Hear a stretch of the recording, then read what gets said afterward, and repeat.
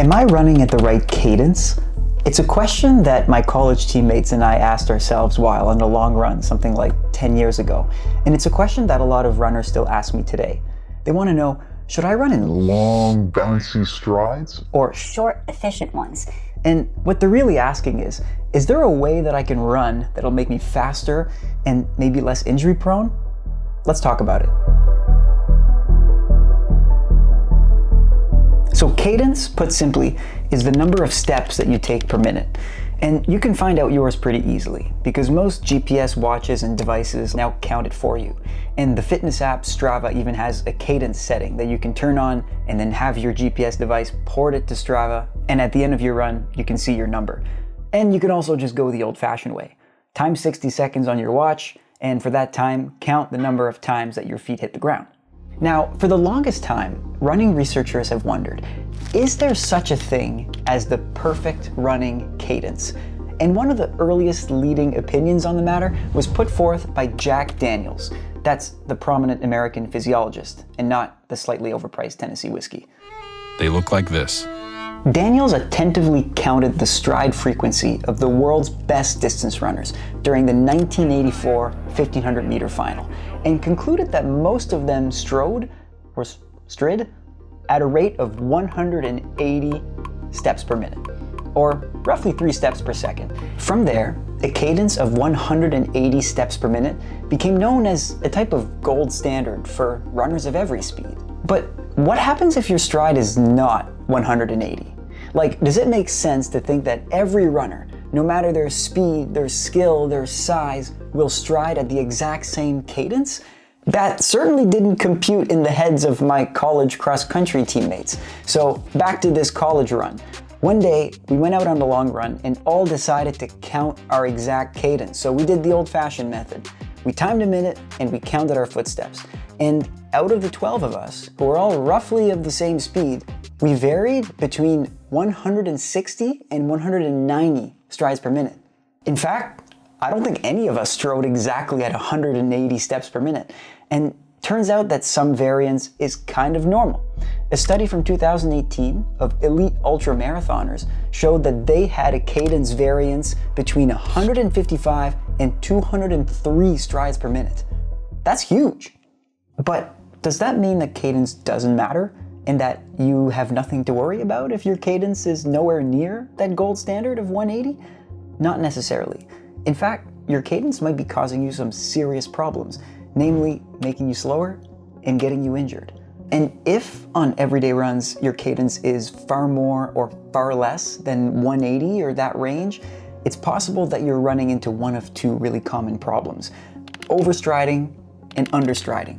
If your cadence is low, so say 160 or 165 steps per minute, there's a chance that you're overstriding, where you're overextending the hamstring, reaching forward with your heel, landing in front of your body, and effectively braking a little bit with every stride. It's not an efficient way to run and can expose you to bone injuries like stress fractures or joint injuries to the hips and to the knees. Meanwhile, some people have the opposite issue, understriding. That's when your stride is too short. You're probably landing 200 or more times per minute on the ground, likely a bit on your toes, with your feet behind your body, without getting all the power that you could out of every stride because they're too little. That's not a great strategy either. So then, what do you do if you find yourself overstriding or understriding? Here are 2 simple things that can help you. One of them is the metronome. So most GPS devices now have a metronomic feature inside of them. Turn it on, set your desired cadence, and then move to the rhythm of the tones. And a second one that's a little bit more fun and is for the people who aren't opposed to running with headphones are these things called rhythmic playlists. So there's a bunch on Spotify, Apple Music, anywhere you get your music. And basically it's just a list or playlist of tunes that already exist that you probably know that have a tempo of 180. And they have something for everybody. Now, just off memory, they have Lose Yourself by Eminem, they have Roar by Katy Perry, they have Running Down a Dream by Tom Petty. Anyway, there's a whole bunch. But before sending you on a quest to change your stride, we need to go over something important. Don't obsess over nailing 180. It's a benchmark, not a magic number. And there are 2 reasons why. So first, your cadence will change depending on the speed at which you're running. This is true for everybody.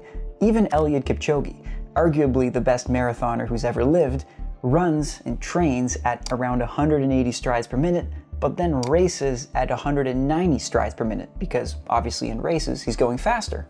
Now compare him to Usain Bolt, the 100-meter world record holder. He strides when he races at just about 260 strides per minute. Even crazier is South African sprinter Akani Simbine, who makes up for his short stature with a mind-blowing cadence of nearly 300 steps per minute. Now, try to do that at home. I don't think most of us can move our legs that quickly even if we try to do it in place. And even for non-Olympians like you and me, it's common to have your cadence increase by roughly 6 steps per minute every time you get faster by 1 meter per second. Okay, so that's a mouthful. Let's break this down with a few numbers. So if your cadence while running easy is, let's say, 175 strides per minute, chances are that it'll increase to something like 185 when you're doing a workout, and maybe even 195 or 200 when you're all out sprinting. And then the second thing that you should remember if you're considering a change in cadence is your starting point. So say you tried to measure your cadence for the first time ever and you find yourself at 160. Don't try to change it all at once.